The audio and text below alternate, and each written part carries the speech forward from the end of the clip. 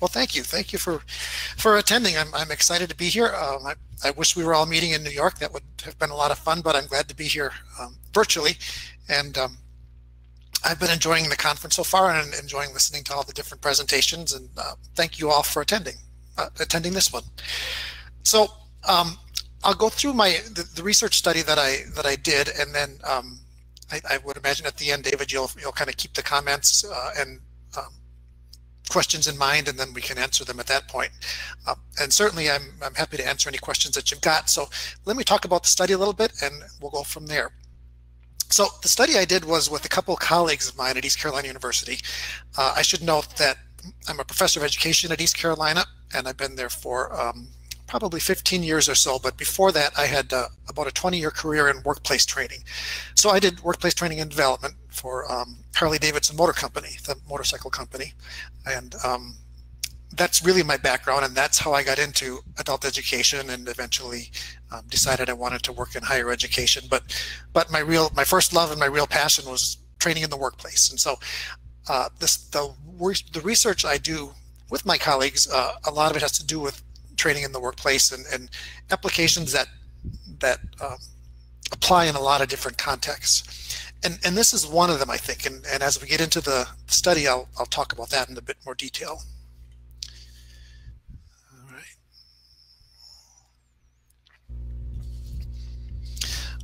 Okay, so we all know that even before COVID-19, there's been a huge growth in online education in a lot of different areas. And it's growing in terms of individual courses and training programs that are offered by various entities. It's growing in terms of degree programs. We at East Carolina University see that all the time. And it's growing in terms of workplace training.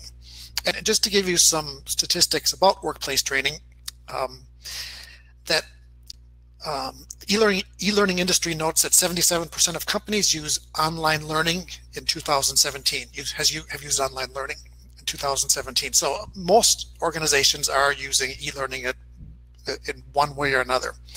And they're using it for all the reasons that other folks have decided to use it. It is more convenient. People can work on online courses when they are interested in working on them. Sometimes the cost is lower. You don't have travel expenses, things like that. So a lot of different reasons why growth of online education, again, in a variety of venues, is increasing.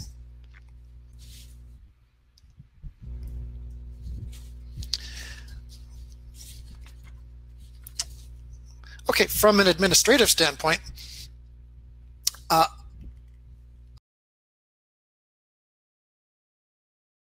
many organizations long-term strategy for just the reasons I noted here. And there are a couple of reasons, even before the advent of COVID-19, that made e-learning attractive.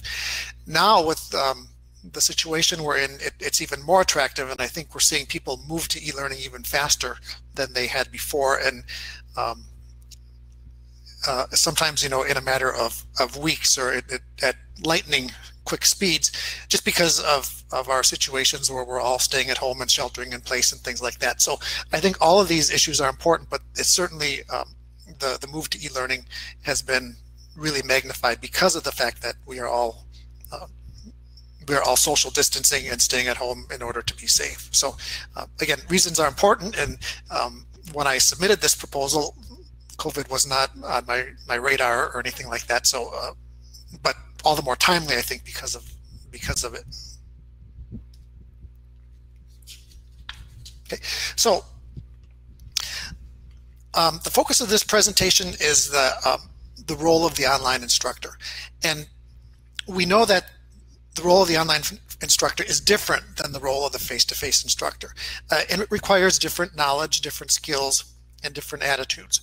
And so we wanted to take a look at how instructors learn to teach online, and we wanted to look at the processes. We wanted to look at how this all happened, how long it took, a variety of types of things. So that was the focus of our research, is the process that instructors went through to transition from face-to-face to online teaching.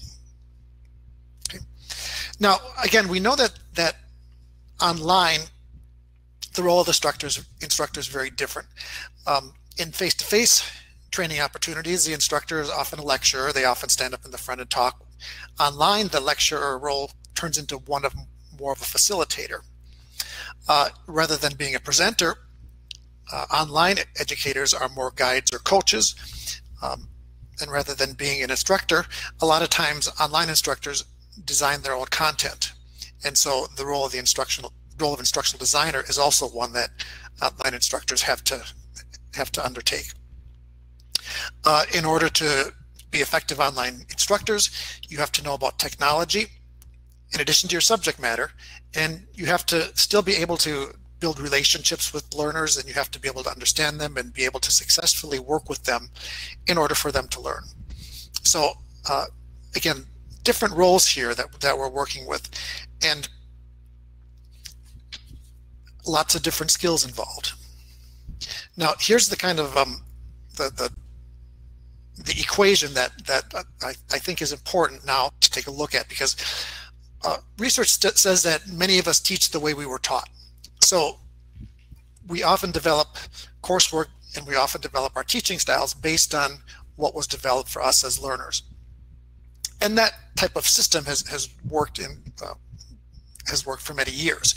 And that's why you have people teaching in a lot of different professions who may not have an understanding of education, but they're subject matter experts, and they learn from subject matter experts. And so that idea that you teach the way you were taught has kind of come down through the ages. But now we're in a different situation these days, in that many people who are teaching online and who are developing courses online may not have any history as online learners. And so this is a little different, because this is not the model that we're used to when we learn how to teach. And so we need to learn how to teach.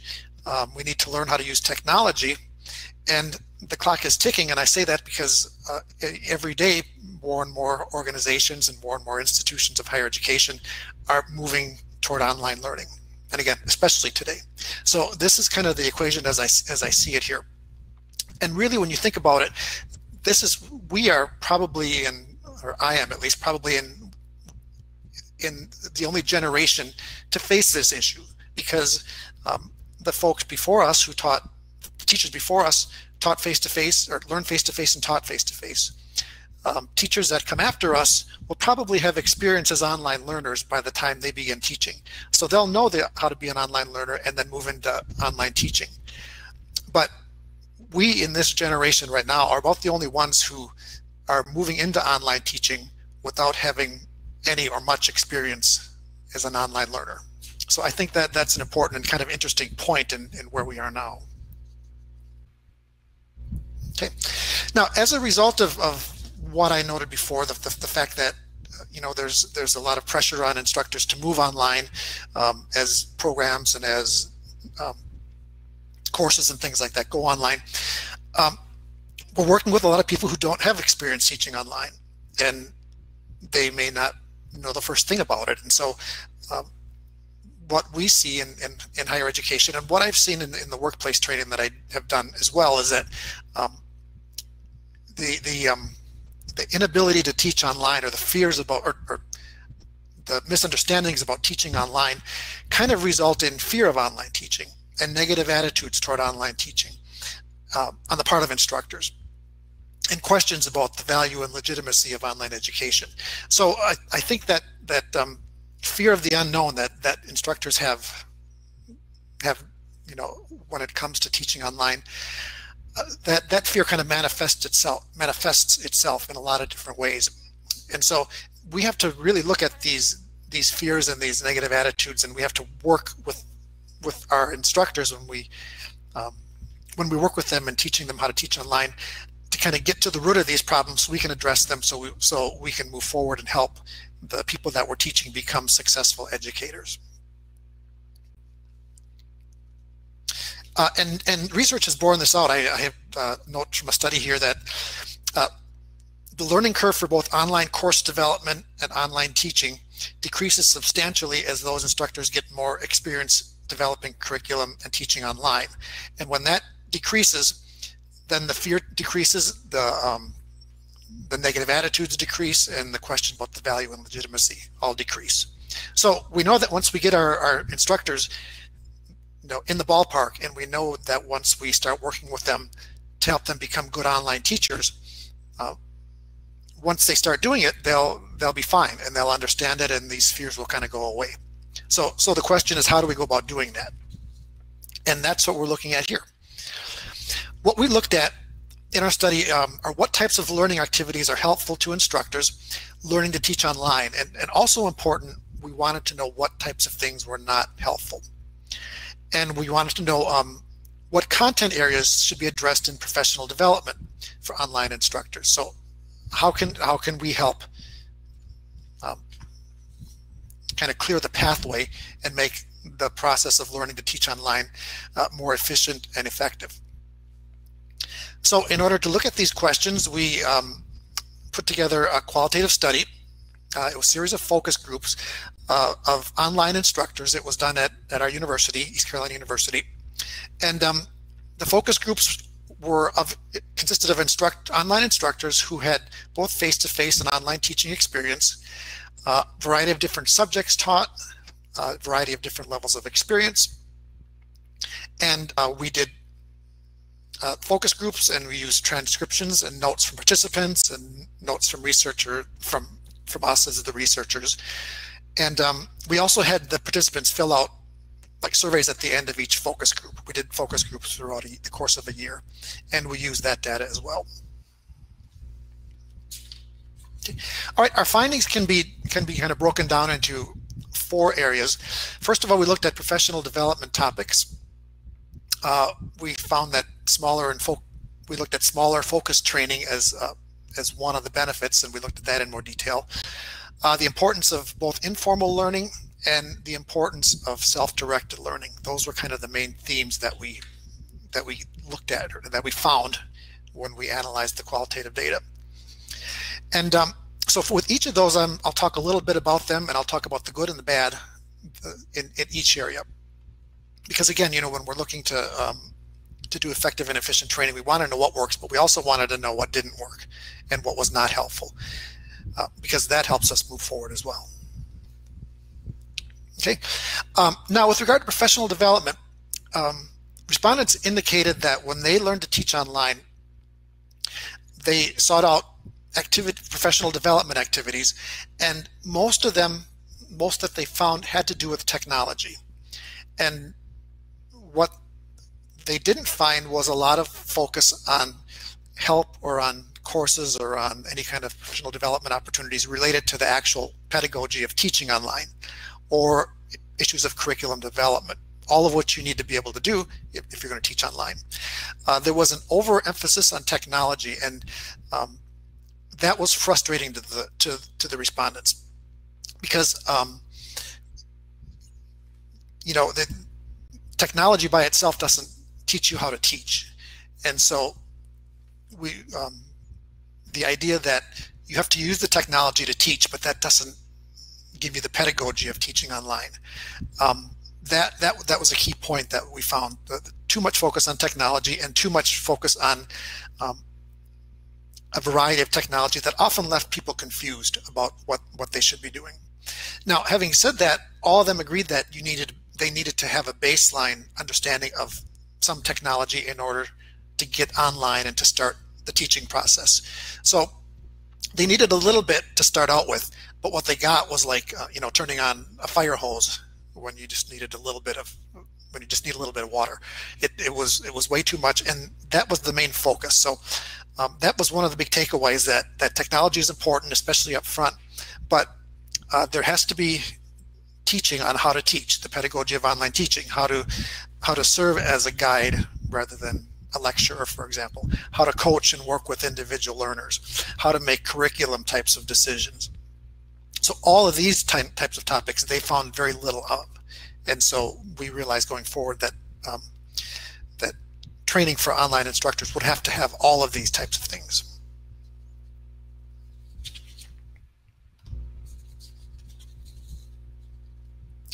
Okay, we found that smaller and more focused training was helpful. We found that not as helpful were larger group training sessions run at the broader organization level. And these types of big training sessions or general seminars that people went to weren't as helpful because they weren't specifically related to the topics that these folks were teaching. And again, the comment was they focused more on technology. And so the larger group sessions run at higher levels were deemed not as helpful. What was helpful were smaller group sessions run more at a department or division level. And these sessions were helpful because they could help learners understand the technology and also how to teach their topics online. You know, it's so different, the amount of things that are taught in the world of human resource development. And because, you know, the way you teach something online may be different depending on the topic, just like the way you teach it face-to-face is different depending on the topic. So big general sessions, again, didn't help with the intricacies that these folks needed in order to be successful teachers when they were learning to teach. Okay, but the more focused sessions did, and the smaller sessions did.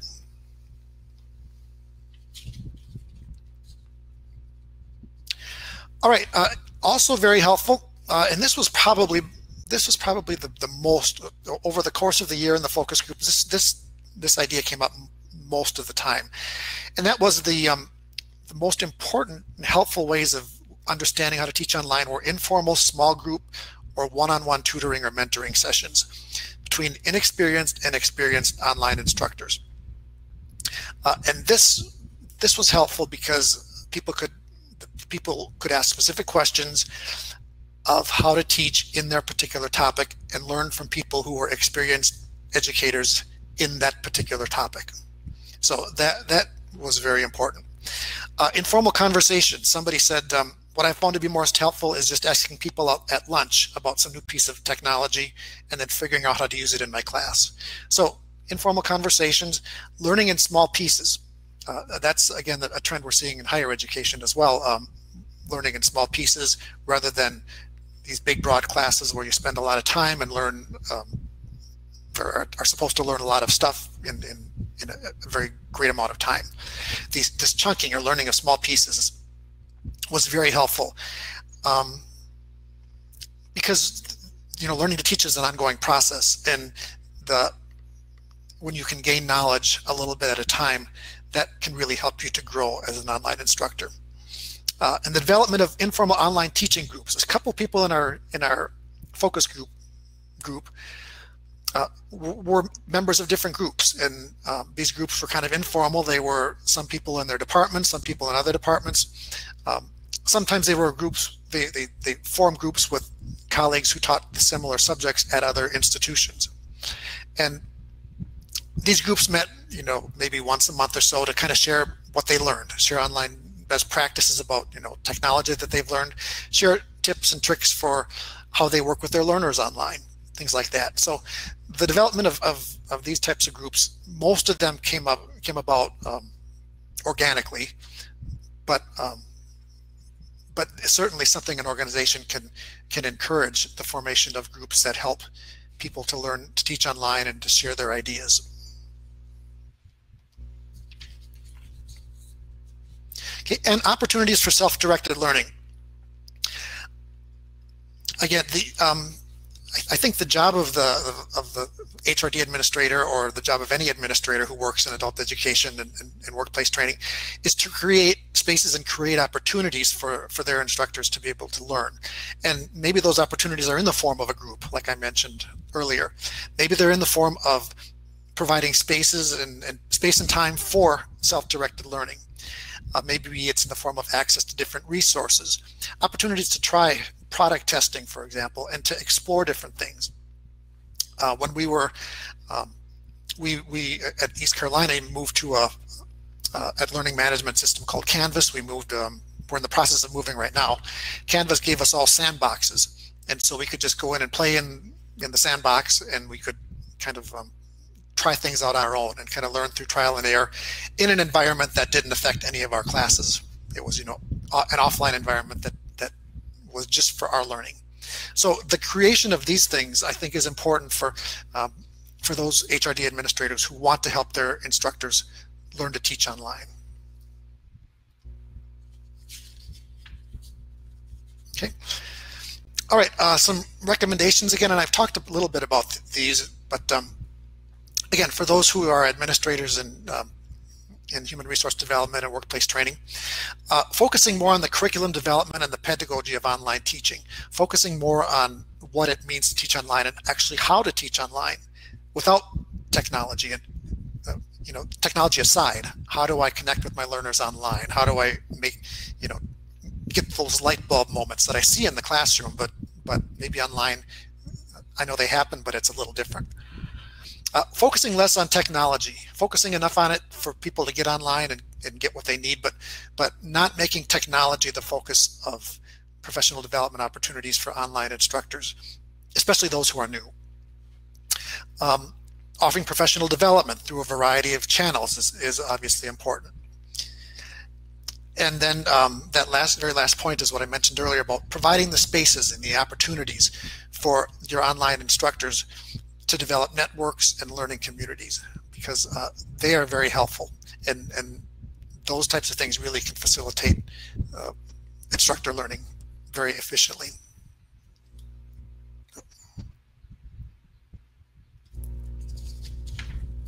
Okay, so kind of a recap of what I've been talking about so far.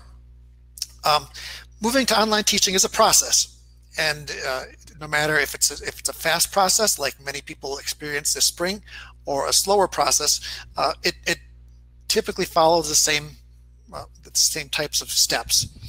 An initial feeling of worry, apprehension. There's a feeling of overwhelmedness, especially for people who are not as familiar with technology. The role ambiguity, like I said, there are different jobs, duties associated with online teachers. So that can result in some role ambiguity, some confusion about what is my role as an online instructor. The struggle to master technology, that was certainly difficult, being able to figure out how to put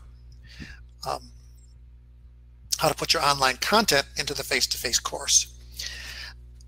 One of the things that we found really consistently throughout was that the struggle to move online was not, the institutions did not help, because a lot of times with the struggle to move online, because online learning, you probably know, is presented as a convenient way of learning. It's convenient, you can learn at home, people say you can teach in your pajamas if you're an online instructor. So there's a lot of convenience associated with online learning. Now the issue is, the problem is though that convenience is not the same as ease. Because it's convenient doesn't mean it's easy. And so I think the perception out there that people like to present of online learning is, anytime, any place, do it whenever you want. It's easy to get into it's easy to do the learning, but it's convenient to do the learning, but that doesn't mean it's easy to learn online, and it doesn't mean it's easy to teach online. And so there's a little bit of a paradox here, because we have these perceptions of e-learning as being something easy, and then we go to try to do it, and we find that it's not easy to do. It may be convenient for learners, but it's not easy to do if you're an online instructor. One of the things that I thought was really nice, and what was important, and it speaks to the interest that our focus group folks had, is that we talked about the motivation to succeed. Why do you keep, what's driving you to move to be a good online instructor? And by and large, the most common responses to that had to do with the fact that they didn't want their students to have a bad learning experience. So it was really the students that drove this. They wanted to provide a good experience. They realized that, when they moved online, they probably didn't provide very good learning experiences for their learners in those initial times that they taught online. But they didn't like that about themselves, and their motivation to succeed was based on they wanted to get better so they could provide a better learning experience for their students. So I thought that was a neat part of part of the study, and a very appropriate reason for wanting to get better. Okay. And again, the summary here, it's a haphazard process, and it involves typically mostly informal learning. Support from colleagues is important. Trial and error is important. Informal training, not as helpful. There should be the word as in there, not as helpful. The big formal training. Now, we looked at the progress of online instructors, and as instructors matured, they demonstrated different qualities, and they talked about online teaching a little different. And we thought this was really interesting too. As instructors got through that first initial stage of, they had to jump in, they were overwhelmed by technology, they were afraid of teaching online, they didn't know how to do it, they had to learn technology, they had to move their course content online some way that would be meaningful to the learners. So that was like the initial experience. But as they got into it, what we found, and they got comfortable, and they kind of got set with after that initial move to online learning, they kind of got to a spot we called a leveling off kind of spot. Whereas, they got the basics, they got their footing, and so at that point they were able to branch out a little bit, and they started looking more. The conversations started to be dealing with more about focusing on student needs and learning styles, more focus on improving communication, more interest in looking at different tools to help do all of these things, more focus on creativity and finding creative solutions to meet the needs of their learners in their classrooms, and more confidence. So we really saw them broaden in a lot of ways once they got to that point where they could catch their breath and kind of level off. And so at this point, they kind of were able to start trying new strategies in their classroom, start doing a lot more to meet learner needs and to provide good learning experiences. Kind of a third level after they got to that leveling off spot where they could catch their breath. Once they started looking at different ways of meeting their needs, students' needs, that in turn kind of developed in itself, and so the next level of instructor mostly focused on how to communicate individually with learners in their classes. Now that they had learned a variety of different methods to do so, how to communicate and give students more one-on-one coaching and mentoring. So as they got more into online teaching, and as they understood more about it, they really could branch out and really start becoming experts in the field.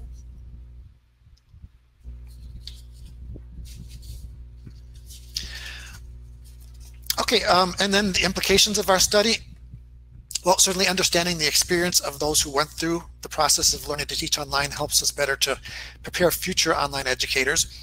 And hopefully this will help in the development of roadmaps and materials and plans for online educators who are learning to teach online now. Okay, and that's it.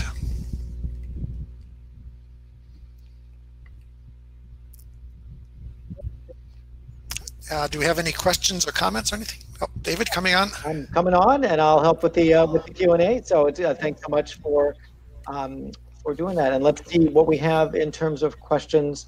If there's anything in the chat, and while people are taking their time to put things in the chat, I have one question for you. What's your sense? When you talked a little bit about people taking their time to adjust to the technology, and it's a challenge for instructors.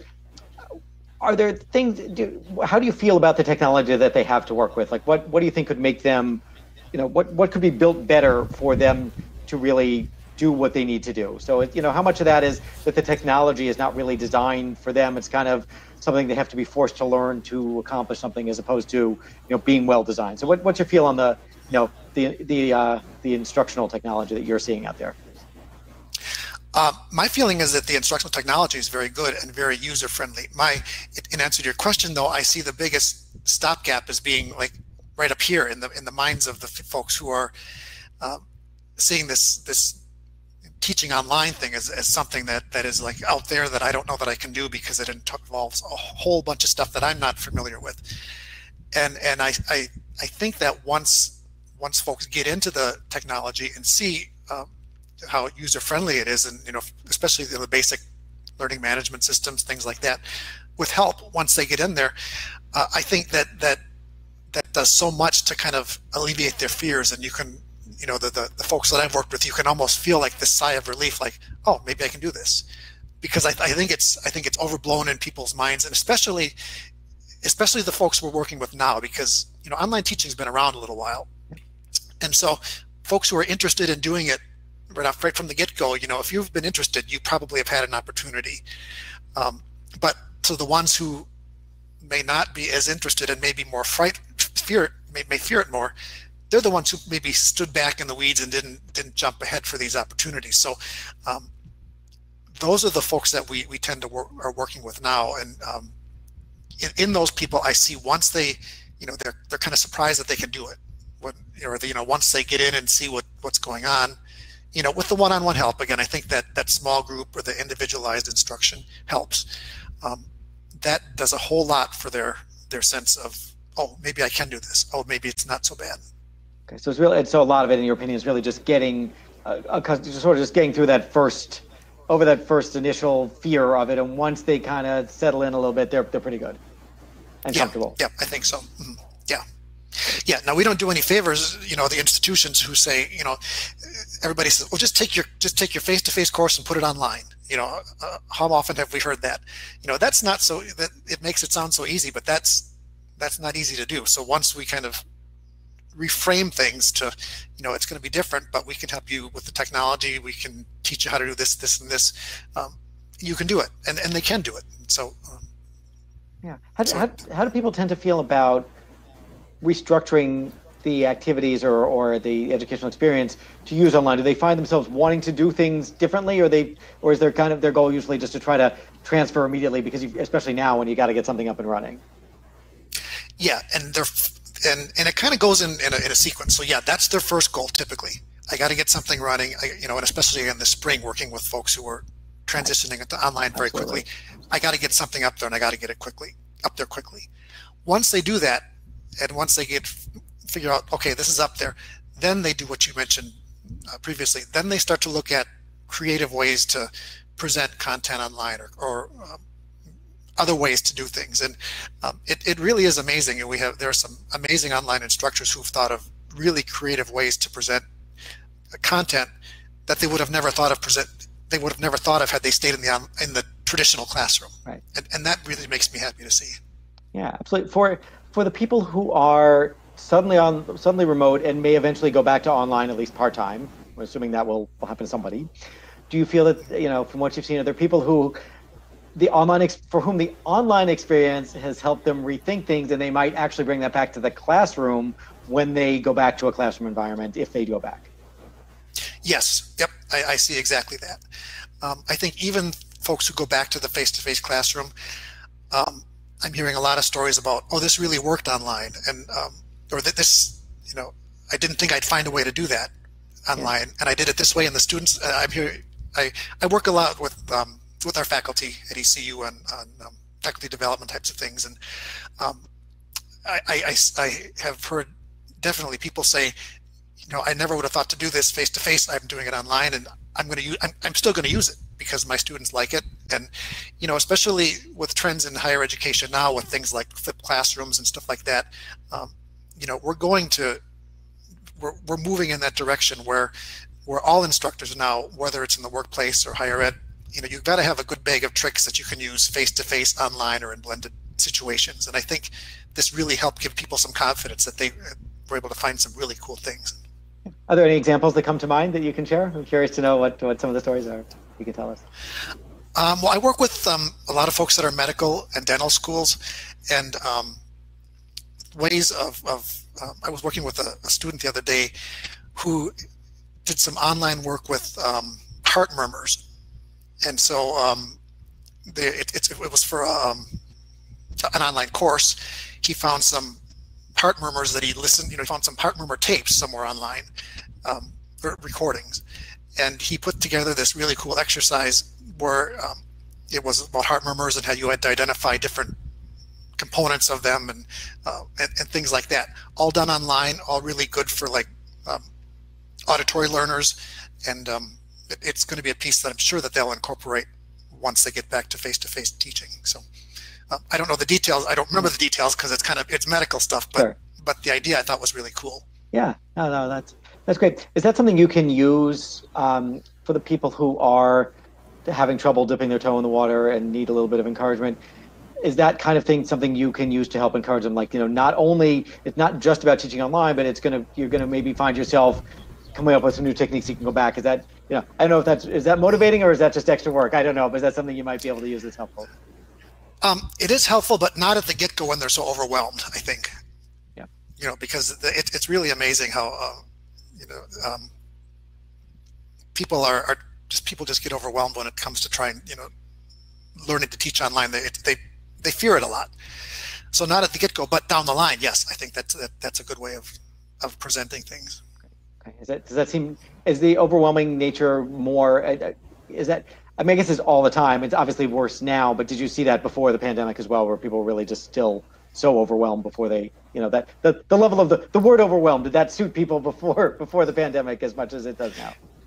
The funny thing is it did. I went back and looked at this study a couple of weeks ago because I'm doing an editorial piece on this topic now for a journal and for eLearn, actually. Nice. I was going to ask, yes. Okay. Yeah, for eLearn. And it was funny because looking back at the data and the transcripts and stuff, the people who learned to teach online in our study talked about things like trial by fire, and I got dropped into it at the last minute because somebody dropped out of it. And I knew I was going to have to teach online, but I didn't know I was going to have to teach online this semester, and I got 2 weeks to get into it. And so it was interesting that was pretty consistent. There weren't a lot of people who learned that, okay, next semester I'm going to teach online, so I've got all this time to prepare. Right. It just didn't seem to work that way.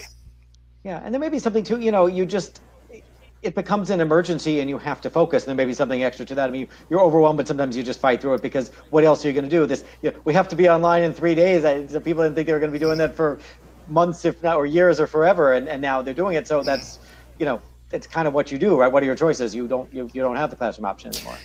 You don't have a choice now. Yeah. Yeah. I think this spring had to have been the largest mass movement of instruction to online in all areas that we've ever seen, I think, ever, because it was in the business sector, it was in higher ed. Everybody moved things online in a very quick amount of time. And like I said, I think this was the biggest single event in online learning movement. Oh, I'm sure, and worldwide, as we've seen. Yeah.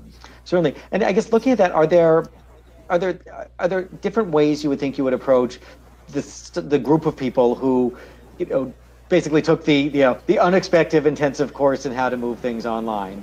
So, once do they seem different in any way in their experience, or the way you would approach them because they've had a different experience to get to where they are?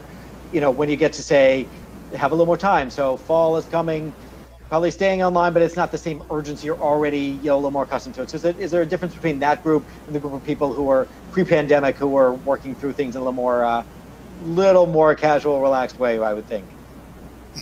Actually, the group that I did this study with, we are doing the IRB right now for our next study, which is going to focus just on that. Okay. So right. that's coming down the pike. So excellent. Maybe next year's eLearn will have some information. Yes, next year's eLearn, you can talk about it here. We got all kinds of things. So yeah. No, that's fantastic. We have a question from the chat from Dominic, who wants to know whether you used one LMS or a few different systems. I think you mentioned Canvas in there, but you use other systems as well. Yeah, we've used Blackboard at East Carolina, and we are in the process of phasing that out, and starting in the fall, we'll be all in Canvas. We started Canvas informally in December, or in January. So there's a little bit of overlap, but we've moved from Blackboard to Canvas. Okay. And within the university, just one, everybody uses Canvas? Do they have any say in that? Is it just everybody uses Canvas and that's the deal? Yeah. It's I mean, there are committees that decide, and we've had a couple vendors come in and we did the whole analysis of things like that, and got feedback from students and instructors and administration and things. But so yeah, it was a big process, but Canvas was the one we ultimately went with. Yeah, but that's the winner.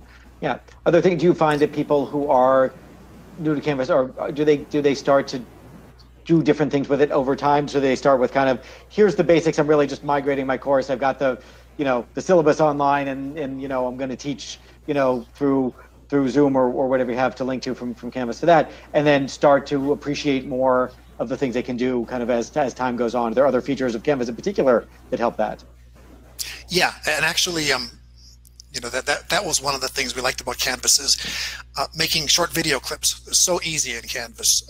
Adding, bringing in content from multiple sources is so easy. So that certainly was a consideration, and that will make, that'll make the classrooms all the more interesting, the online classrooms all the more interesting. Yeah, no, absolutely. Absolutely. Has there been feedback yet from the students? Are you able to tell the sort of the way the students view the sudden online classes versus the earlier online classes? Is that too fine grained to maybe know at this point? Say that again. I didn't. Is there a way to do you know that the student response, the sort of student feedback on the sort of the rushed online classes as opposed to how they felt about the classes that were moved online in a more relaxed manner? No, I haven't heard that. I'm sure I will at some point, but just because everybody's still kind of away from where they we're really not at the university now, so right. I haven't heard. Yeah. But I'm curious, and I'm thinking the study that we're starting that would be an interesting thing to look at is how that process went from an instructor and from a student standpoint. Yeah, no, absolutely, and it's.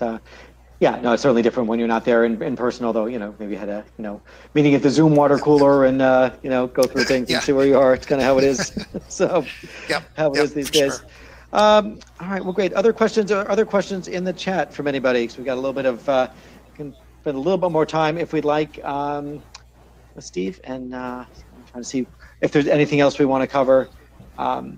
Before the next one. We got a little bit of time left, but it's interesting studies and interesting stuff that you've been doing and coming at that. I guess if we can step back for a second, so we have a little time. So you talked a little bit about your corporate background and then getting into higher education. So what are some of the differences you see between corporate learning and higher education? This is a conference that kind of borders on. We have both, right? It's a workplace learning conference, but we have a lot of people doing research who are here, and we have people who work with faculty as you do, so that's workplace learning as well, and corporate people. So what do you see as some of the things that you found to be different in the two audiences, two environments? Yeah, the biggest thing I think that I found is that in workplace training, when I was managing training and doing the training function, I could make changes to things very quickly, and we could put together programs very quickly, and we could we in the business world were much more responsive. Everything in academia takes a huge amount of time, and there are committees involved, and 20 people to sign off on things, and that was a real shock to see that you just couldn't change something like in the when in the workplace when we had a new product come out or something like that, and we needed to do product training on something, we could do it very quickly, but in higher ed, nothing is quick. So the ability to be responsive, the ability to change to meet the needs of learners more quickly, I guess that's a big thing. Okay. No, that's interesting. And do you think there are ways you could bring that, as more people are getting into technology and as everybody's now accustomed to teaching online, are there ways you think you might be able to bring that? I mean, there's the bureaucratic structure. Okay, I teach at Columbia, and there's bureaucratic structure, but are there things you might be able to do, in terms of process within the university to bring some of the, some of the speed and some of the, the agile nature of change to a university environment? Is that kind of asking too much? Well, that's where I think technology is another thing that's helpful there, because our curriculum development system now, the process we use when we want to propose a new class is all online, and it goes much faster than it did. We literally had paper copies that we used to have to, hand around to 20 different people, and then we'd get different signatures, and we'd have to unstaple and staple them in different groups and things like that. So putting that sort of thing online does help move things forward. Yeah, certainly you save. Yeah, how much time do you save on stapling when you add it all up across the university? There's a question. There's stapling and copies. Yes, because they still need hard copies of everything. Still, so, to this day, or not anymore. Or that's really pretty much not as much anymore. But still, yeah, still there are hard copy and ink, ink signatures. Yeah. Wow. Okay. Is some of that some of that is just bureaucracy and it's hard to change and some of the things even I talked about in my talk that like it just takes a while for people to move to a different way of doing things. Is some of that solvable by technology? Could you do the same thing that you're doing to get people to teach online and help them get more comfortable with technology for sort of everyday job support tasks that might make things run more comfortably and more efficiently, especially remotely? Yeah, I think you could. Again, the biggest thing that I have encountered with the folks that I work with is, just getting out of their heads, getting those preconceived notions out of their heads about, I can't do this or I'm afraid to try this or stuff like that. That I find is the biggest barrier a lot of times. Yeah. Once you get that, once you get that out, you do pretty well usually. And that that's the thing that. The piece of that, though, I think is important is that that involves getting to know the learner, because if you're going to reassure them and if you're going to work with them, you're going to have to understand why they're worried in the first place, and you're going to have to understand a little bit about the background and maybe the experience they had. So it all goes back to those adult learning principles are understanding the learner and understanding their goals and motivations. That all comes back to that sort of thing. Right. No, absolutely. And in this case, really, the learners really are faculty members in this case. Yeah. When I say learners, I mean teachers. Yeah. Right, exactly. And that's you've got people who've been doing things the same way for a really long time, and it's hard to change. And there's probably, I would imagine, there's some potential resistance just to the amount of effort involved. I think you've just got people who've been teaching a class a certain way for a long time, and they know it. They know how they do it. They're comfortable with it, but they also are, it's easy for them, and so there's extra effort now in like starting. There's a startup cost in doing something new, and just an extra level of energy that they have to expend to get used to doing it in a different way, however far they take it. Right. And that actually is another thing that's different about the business world is that, in higher education, you hit the nail on the head. You've got people who've taught the same way, for years and years and years, and they don't really want to change. And, the business world, you have to be able to change more quickly, again, as the needs of the business change.